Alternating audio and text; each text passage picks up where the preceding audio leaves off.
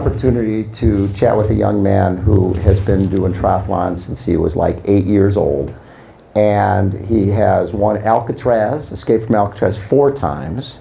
He's won Ironman 70.3 Oceanside twice, and he's a 2016 Olympian. Please give it up for Mr. Ben Kanute.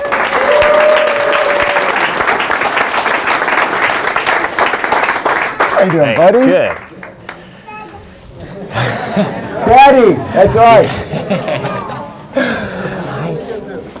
That's Courtney and Briella. We planned that.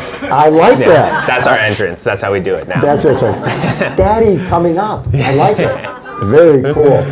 So Benny, let's talk about yesterday. You were leading out of the swim, and when I look at the splits from that race, I mean, you had a really, really good race. You ended up in 5th place, but talk about a field. Your time was, I think, exactly the same as it was to the second, right? Exactly the same as it was in 2000, last year when you won. Yeah, in October. And I'd say like solid for the beginning of the season is just a really good word for yesterday. And I look back at the splits too, because I was like, I wanted to see, it's like, that's kind of unusual, same exact time, like 8 months apart, 6 months apart, October to now March. So. Yes. I think the bike was maybe a little slower because it was a little windier. The swim was a little faster this year. Yeah. It was a little bit flatter. And then the run was maybe 20 seconds off. So I think my transitions were a little bit quicker. But it was just a really good day overall. Had a lot of fun. And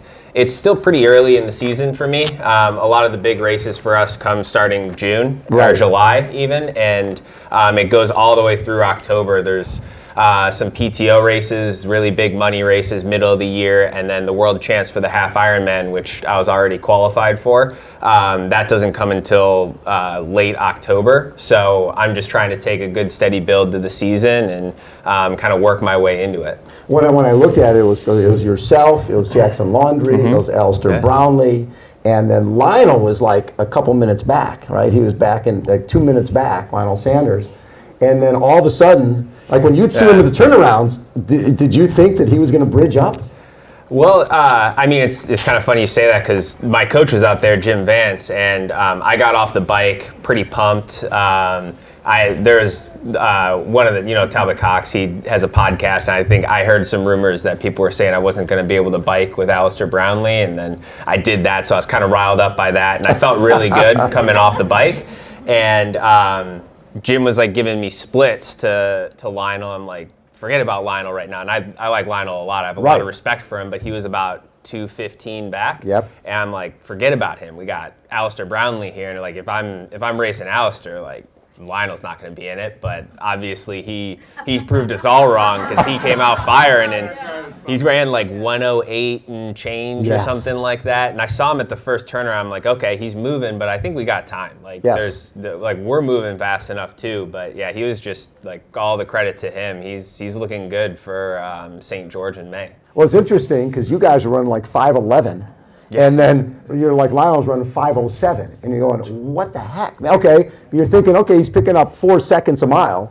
That's not going to be enough. So, and we're talking at 10.8, almost 11 miles, he was still a minute back. Yeah, well, I knew that. I know the Oceanside course pretty well. Yeah. And both years there, I've had the first year I had Rudy gaining on me little bits, and then I was able to finish off and beat him the first year. And finished strong. And the second year, last year, I had Mickey Tagholt, who was 4th at the half Ironman World Champs in St. George just about 5-6 weeks before, who ran really well. But he blew up in the last mile or two as well. So I knew that all 3 of those guys running together, especially I was thinking Rudy and Jackson, if Alistair was feeling as good as I thought he could, somebody was bound to blow up. It was reminiscent of like 2018 in half Ironman South Africa, the World Champs there, where it was Alistair, Jan, and Javier Gomez all. I was like, somebody's going to blow up.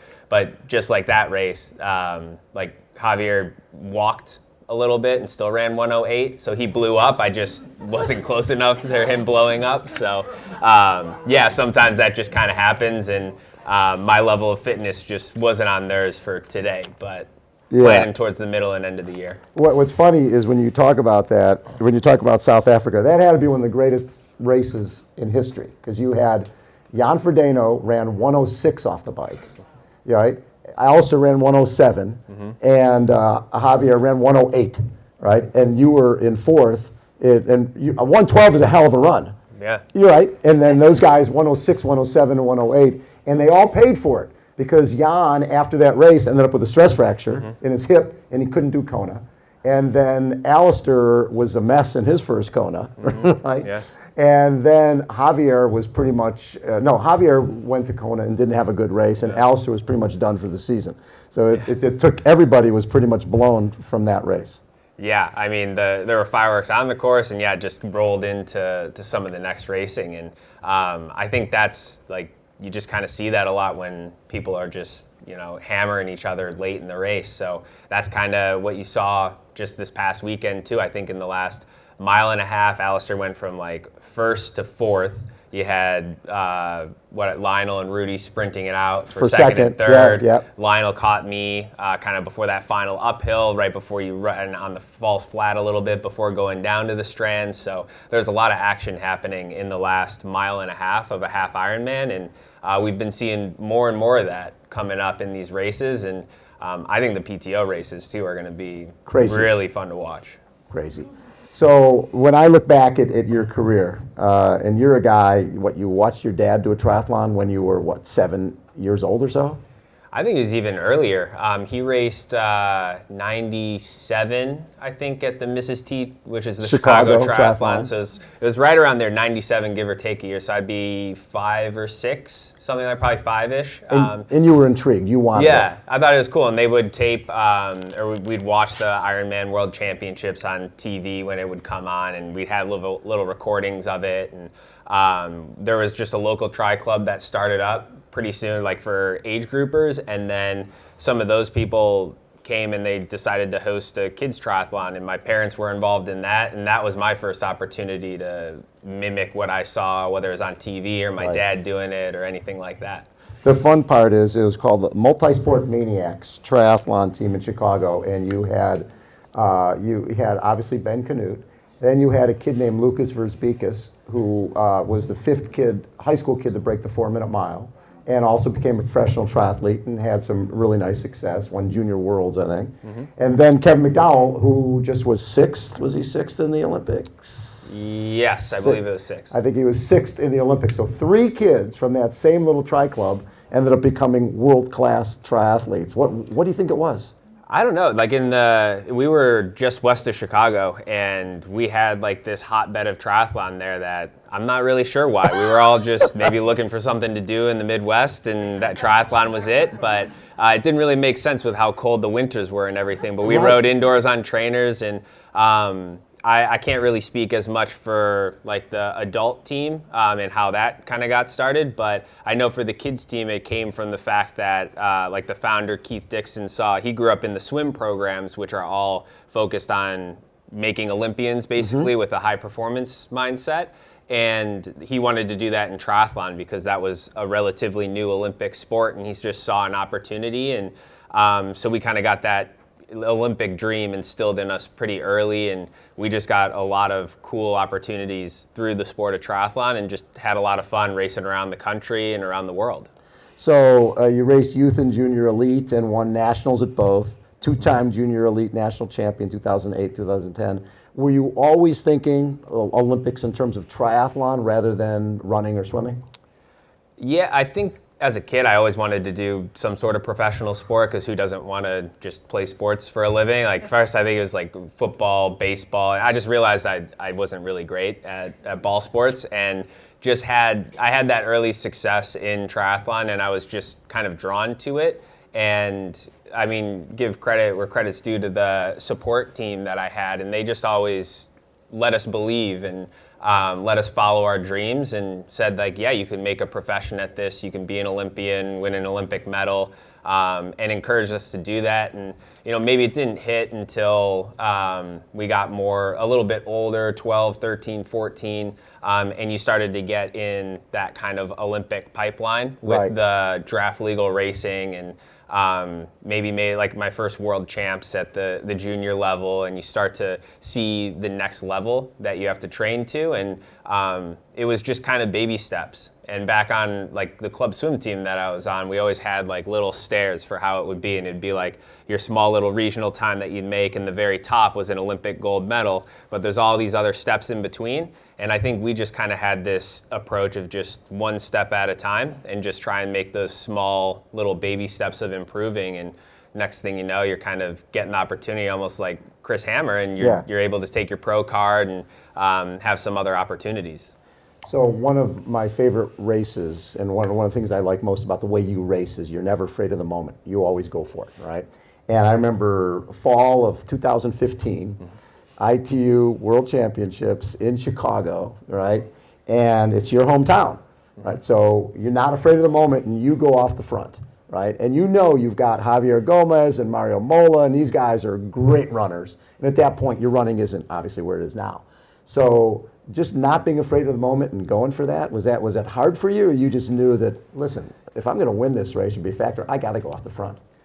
Yeah, that came at kind of, I think, a crucial point for me in qualifying for the Olympic Games in 2016, because I came off a really terrible race in the test event in Rio, where I expected a lot more out of myself and basically just barely made it through the race, and kind of reset my approach and worked with a sports psychologist, and just had more fun racing, was able to take chances and kind of let go. And I just honestly, wanted to put on a good show and just take a risk. And that was like, it's kind of a little surreal because it's a WTS race. Like, you got the moto with the camera on there. That was kind of, and that was my first time, I think, leading a WTS race as well. And to do it in my hometown and just, kind of have fun with it and just take a chance.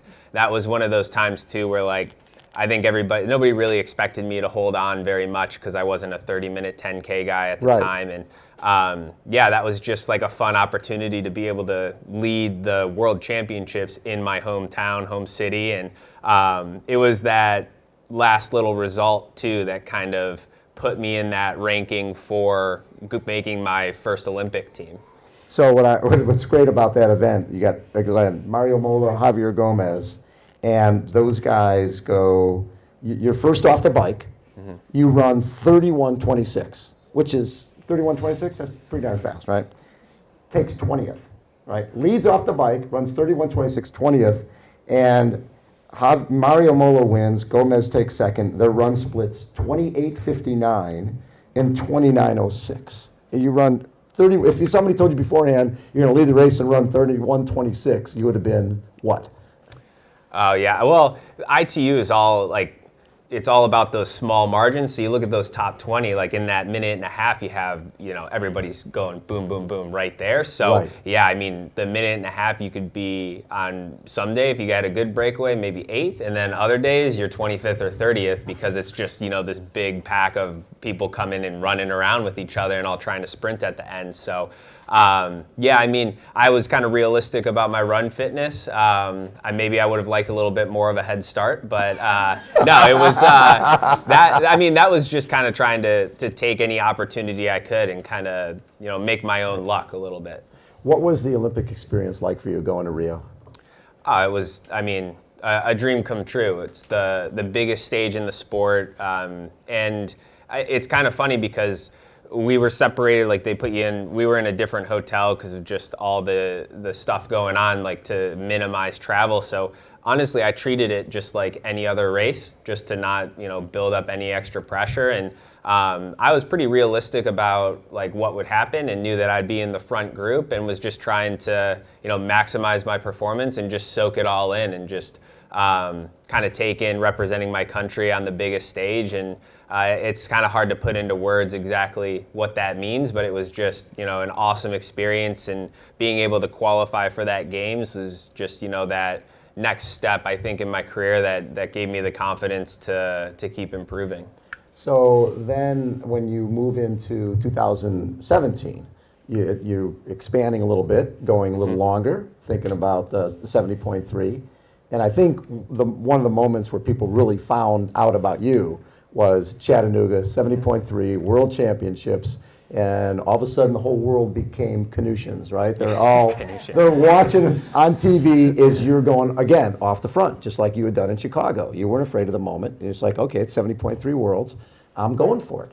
And that was a pretty special day.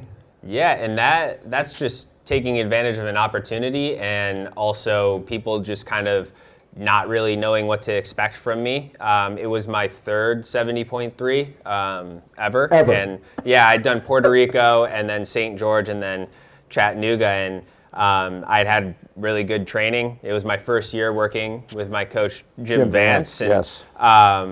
Like I just had my kind of game plan for what I wanted to do, and I was able to get off the front with Javier Gomez, and we had a good gap coming out of the water. And I knew that if I pushed hard on that first hill, which was about a 15-minute climb, that he wouldn't really want to go with me because he trusted in his run legs. Right. And I just got away, and I think everybody I just rode my power. I didn't do anything super crazy, but they all started looking at each other, and they expected, they didn't want to pull Javier Gomez around the course because, he ran 110 on that, which is a super hilly course. If you've never done Chattanooga, there's like not a flat section on it at all.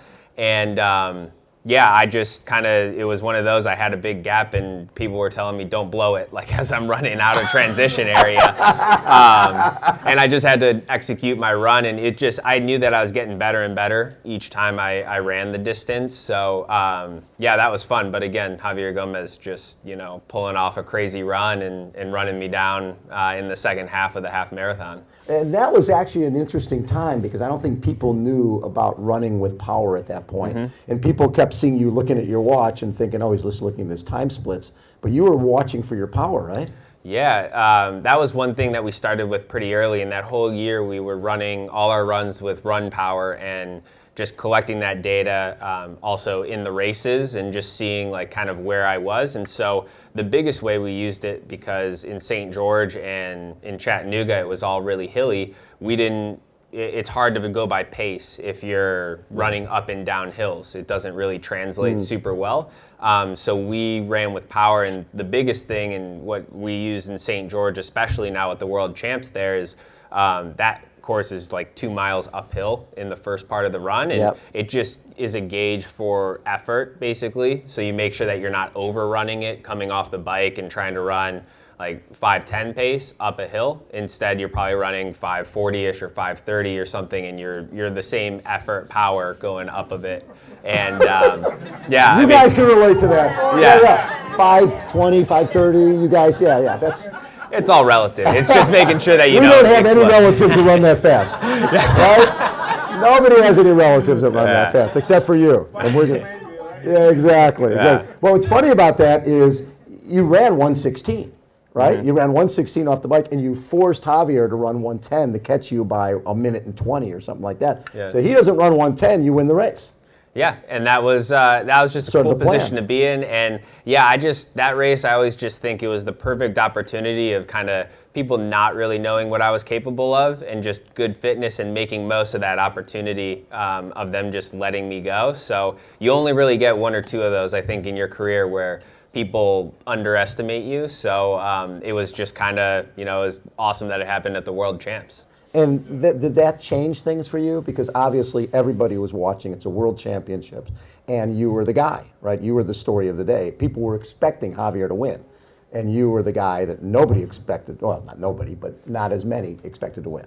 Yeah, it was just a huge affirmation of all the work that I'd put in, and kind of people then recognizing what I was capable of, and also just showing too that I think my ITU career was always me chasing a dream and kind of forcing my physiology and my strengths into kind of that Olympic package and trying to chase after that. And now I'm at a distance where it kind of fits my strengths a little bit better. It's a little bit more natural in what I'm doing, and just kind of a whole new kind of section of the sport, a new way for me to be a professional. And it was just a lot of fun to kind of move up to that distance and to now kind of be fully immersed in it. Well, and then going into 2020, there's still hope that you're going to make the Olympic team and hopefully be on the mixed relay. But that meant that you had to chase ITU points. You had to travel and do that type of stuff. Was that hard trying to balance, because you're doing 70.3 and then you're doing ITU and you don't really know when you're going to get a start in an ITU race? Yeah, I think after 2016, if the mixed relay didn't make it into 2020, because I had had a lot of success at the very short distance for the mixed relay. Yeah. We were world champions that year in 2016. And I think I was one of the few U.S. males who was pretty much on every team in those early years. I probably would have just gone over to half, but the dream is to win an Olympic medal, and this was kind of my opportunity. And the way the Olympic triathlon works is you have to qualify. You can only use 3 total athletes maximum to qualify for the games, and they race the individual, and you can pull from those athletes to build your relay team. Right. And I was just trying to prove I'm a relay guy, because if I'm being realistic, I might be able to get to a 29-minute 10K, but it's going to completely change my physiology, and that's like a complete refocusing of what I was doing. And I was also racing some half stuff, and so I kind of relied a lot on USA Triathlon to put me into certain races to keep my points up and to prove my fitness and to prove that I was the best person for the relay team. And like with their protocol and everything, it was just tough to plan races overall, which makes it tough to plan training. So not having that total control over my schedule, I think, created a hard balance. And that's especially what I saw in 2021, where I started really strong, but then we had to continue to race without a really good training block. And by the end of that, when I was racing in Yokohama and Italy, I was just completely gassed and kind of running on fumes and not having had very much training there. So now it's pretty cool because I can plan out my entire season, plan my training, and just have it set. I'm kind of in control of my own destiny again. One of the things we were chatting about, I think, in Miami, is you've been doing this last couple of years is more flexibility, more strength training. And what you don't realize from that, it changes your body where maybe your body's different for the bike, right? Yeah. You found yourself going backwards a little bit on the bike. Talk a little bit about that, how you sort of had to go back to square one to get set up on the bike all over again. Yeah, so my coach, Jim Vance, he's really good about bringing in people who are as smart or smarter than him to help us kind of build our team. And for my run, I've been working with Bobby McGee for a decade. And if you don't know Bobby, he's worked with tons of Olympic medalists, everything from running to triathlon, worked with Gwen Jorgensen a lot. And I like to call him the run guru. He's just super smart with it, and a really great person. And his kind of counterpart to everything is a guy called Matt Pandola. And him and Bobby actually have a strength program called R3. And I've been working with Matt now for about 2 years. And I've been working with my bike fitter for about 4 or 5, which is Psychologic out of Scottsdale. And I've been doing consistent bike fits, and we always tweak a little bit. Usually the sessions are kind of long. And going into 2021, I'd been doing the strength program for a little while, and I didn't get in for a bike fit as soon as I should have, and had those couple of bad races. And I hop on the bike for Park, and he's like, "This is the worst I've ever seen you." I was like falling off the saddle. But what had happened was, we do a lot of different things that address like my weaknesses, but a lot of it is this dynamic core stability. And you can just see in my physiology, even if you look at pictures of me from 2018 to now, I actually have a little bit more muscle mass. But I was kind of crunched up on the bike, whereas we had just done very simple strength sessions and mobility, but I was actually longer. And so we had to kind of completely readdress my bike fit. And now in the past year, my bike fits are actually like 5-10 minutes long. We go in, he puts me on the bike, he makes one tweak, and he's like, "Honestly, you're perfect right now, you're great." And we just went to the wind tunnel to kind of confirm everything we were doing. And this was actually the first time here. We had a cool little new piece that Psychologic patented actually on the front part of my bike that helped me hold this really aerodynamic position. And I had somebody out, so I have a video coming out of it too, but it's sweet. It's super cool, just the physiology, all of the progression that we made with the strength work, how it's applied. And it was mainly used to just help my run form, which would, if you watched me in Chattanooga, I wobbled back and forth and everything. And if you watch me in some of the video in Oceanside here, I'm a lot quieter, calmer, a lot more just steady. And I would laterally foot strike like really far on the outside of my foot, and all my shoes would wear out, and I would actually break through the outside of my shoe if I left it too long. But in just checking up with Bobby's, like, it's honestly like within the past year, it's been 60% better pretty much in what I'm doing. And that really helps with my toe off and just everything from the feet up. So when I look at the World Championship, 70.3 in the last 2017, 18, 19, and 21, second, fourth, 10th, 6th.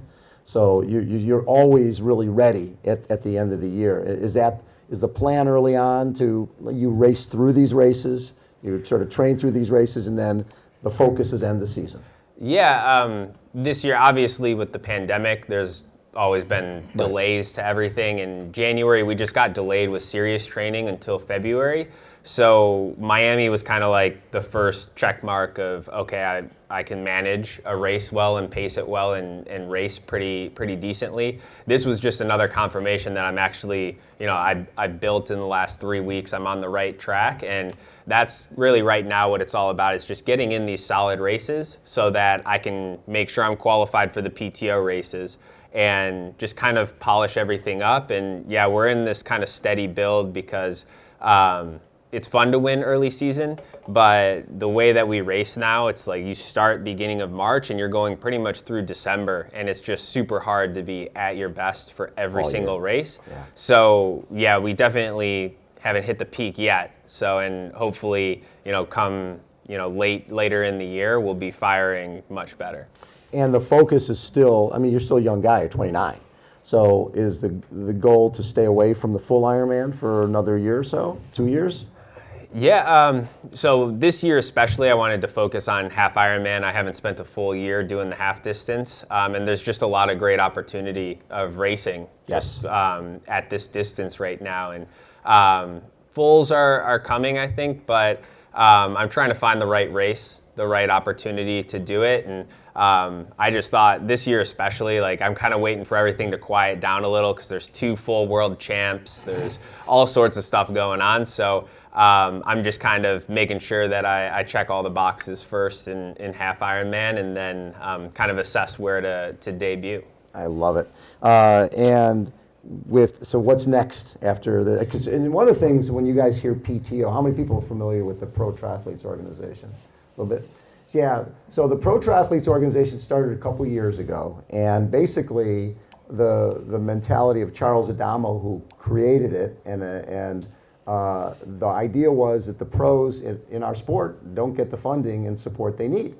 So they created, with a original like $12.5 million of funding, they created the Pro Triathletes Organization, so that athletes like Ben, depending on how he finishes in their rankings, I think you're 8th right now, something like that.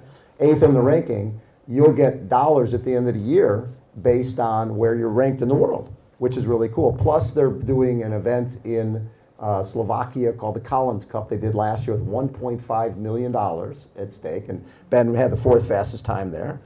And this year they're doing a U.S. Open in Dallas and a Canadian Open in Edmonton. So there's, those all will have $1 million prize purse. Yeah, and I'd encourage anybody, if you enjoyed watching the Oceanside race or if you tuned into the broadcast, the PTO does a really good job at covering these different races. And like an example of it, the Collins Cup was a good one, but they did Daytona as well back in 2020 when that was essentially the world champs for the year. But they are very good at covering it, and they're really good at bringing in the best in the world to come and race. And so I think that Oceanside is just kind of scratching the surface for the type of racing that you'll see at these PTO races, because they're slightly shorter than the halves. They're like a 2K swim, a 80K bike and an 18K run. So you get similar types of racing, but yeah, it's just super fast. And when you have stacked start lists and the winner gets paid out $100,000, it just brings in a lot of really fast athletes and creates some exciting races. So what is it about Alcatraz? You've won it 4 times, and it's such a. How many people have done Alcatraz?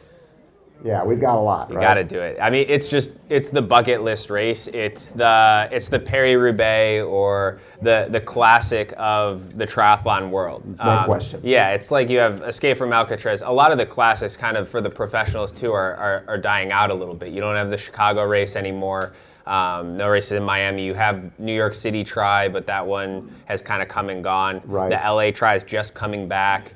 And then you have like Noosa, and maybe you can go in like the Nice Triathlon or something. But it has such a cool history. I think pretty much some of the greatest men and women in our sport and history have won that race. Plus, it's just an amazing course. Like if you don't really know much about Escape from Alcatraz, you take the ferry and you take it out, and they kind of take you around Alcatraz, and you jump off the boat. And you swim all the way into shore about 1.5 miles, and you get varying degrees of swell and temperature. Yeah, it's usually pretty cold. And there's no buoys out there. Yeah, there's none. Zero. So you basically have, like, they have a ton of safety personnel, but it's like you basically just, and sometimes it's super foggy, so they like tell you different things to sight off of, but sometimes you're on the boat. Like usually with the pros, we're like, okay, we're swimming that way, right? Like, yeah, we're just gonna go that way. Like I just kind of trust the lead boat sometimes, and I'm like, they'll get me into shore. Like I probably won't go under the bridge. But yeah, that's like, because they always tell you in the race briefings, it's like you cross the river, the current, because of all the snow melt kind of going out, and they try and time it so that the tide is at slack tide. But like this year, the tide was going the wrong direction. It was pushing in, and you could just tell sitting on the boat, I'm like, first off, we're facing the wrong way. We're facing toward the island. We have to be going that way. And second off, like the kayakers are like really pushing hard to just stay in place. And it went from, this is going to be a fast swim because we thought the current would really be pushing us, to this is going to be a long swim. It took us, some years for the pros, it's taken us like 18, 19 minutes on a fast year. This past year, it took us like 30, 32 minutes. So, yeah, so the swim is like what people really go out there for. It's like the coolest thing, I think. It can be a little intimidating, but honestly, like I always feel super safe. You'll find somebody who likes to talk about, sharks in the bay or something, but I really just, I love it. It's a super cool race. The bike, you ride all over. You ride up toward the Golden Gate Bridge, up and around the coast a little, and the run too is just always something different. You're going upstairs, down steep hills, running on the beach, up the sand ladder, which is basically just like a glorified hilly sand staircase. But yeah, it's just super scenic, just a really cool course, and one that I think until you race it, my dad raced it for the first time last year too, and he crossed the line. He's like, you didn't tell me it was this hard. And I'm like, I did tell you, but you just, it's really hard to spectate too, because we go up, we're like off on the boat, and you kind of see the transition area, but all the action kind of happens in the hills. And unless you go and you kind of follow the course yourself, you don't really experience it. So I always encourage everybody, like whether you want to race it, finish it, whatever, like it's definitely one that you should do. And it's interesting because you look at the distances and you go, oh, that's a sprint. That's not a big deal. It's not. Yeah. It's brutal. Yeah, it is. It's funny distances. Like the swim's a little longer than an Olympic. The bike is like 18 miles, I think, and then the run is 8 miles. But yeah, I mean, it's a crapshoot on the weather too. Sometimes it's really sunny, sometimes it's like kind of overcast or can rain a little bit. So yeah, I love it. I love racing in that city, and I think it's one of those where it's just one of those hard courses that you're not really going for time. It's just about me racing the other pros and the other people who are on the start line, and about getting to the finish line.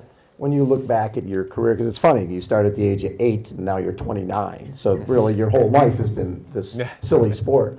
What do you look at as your best race? Yeah, that's a tough one. There are some fun ones. Like I think the Island House race was That probably one of the. That was a sprint I had never seen before. So Yeah. after it was like 3 days of racing, 3 days? Yeah, 3 days of Yeah. racing. And it came down the last day, and this guy, Terenzo Bizzoni from New Zealand, is winning the thing. And I'm standing up the hill a little bit, and you unleashed a sprint that I had never seen before and went by Terenzo like right at the finish line to win the whole, was it like 60K, Yeah. something like that? That's on YouTube too if you want to Check watch that out. It was a really cool kind of 3-year event total, and I just was able to get in there for that last year, and it was totally wild. The guy Mark Holowesko put it on. It was on like his private island, and Yeah, he put it on his private island. Yeah, and it was just a race, like 15 guys, 15 girls, each had their own race, and it was just who can be the fastest on the day. It was 3 separate races, and your times added up, and it was just a lot of fun doing that one. But I think, again, one of the other races that I'm proud of, like, and it just goes, there's a lot of them. That 2018 in South Africa, the Yes. fourth, like that wasn't a podium, but it was good. It was a great race for me, like executed really well. But even the race that qualified me for the Olympics in Yokohama in 2015, or 2016, I'm sorry. I ran my way onto the team, which not a lot of people expected me to. So, I think it's just pulling out moments like that and getting some of those races. I love it. How about a round of applause for Mr. Ben Kanute? Thank you, Benny. Any questions from you guys? Are you Yes. still running with power? Yeah, so I still do that, and mainly now it kind of just works as like a pacing tool. I kind of use it at the beginning of the races to make sure I don't, overshoot what I'm supposed to do. So I kind of just have a range, and then the second half of the half marathon, it's just kind of whatever I have left. Is it the Stride Pod? Yeah, we've used the Stride for a while now. What part of western suburbs of Chicago? Geneva, St. Charles, Batavia, like that area, like Naperville. I was a Naperville guy. Okay, yeah. Perfect. Way to go. Nice. Good job. How do you like that new bike that no one else can purchase? I love it. I mean, it's amazing. Yeah, I have been waiting for this bike for years, basically, and honestly, with disc brakes, I don't really care either way. The braking power is great, but just the way they built the bike feels so comfortable, and it's fast. Like, Trek doesn't release a bike. I've been in like their secret room one of the times walking in their factory, and the guy who was giving me the tour is like, you should put away your phone right now. Like, don't take any pictures. And I know that they've scrapped like whatever bikes that I saw kind of hanging up, like the pictures of them. They scrapped bikes because they weren't faster than the one that they had before, the previous generation. So I think that says just a lot about the quality and the time and research and stuff that went into this one. So and also there's somebody else like working at Cyclogic who has the bike as well, and he's like, when it's available, he's like, I would sell all my bikes to just ride this one, like around. Wow. So, yeah, it's I really love it. It's super comfortable. What is it? It's the Trek Speed Concept. It's the disc brake version, so it's like their 3rd gen. And I've ridden every single generation of their Speed Concept. So And this is better. Yeah, faster. it's just. Nine, or is it, What was that? It's what is it, 9.9? yeah. It was one of those. One of the 9.0s or 9.9s. Anything else? Another round of applause for Mr. Ben Thanks. Kanute.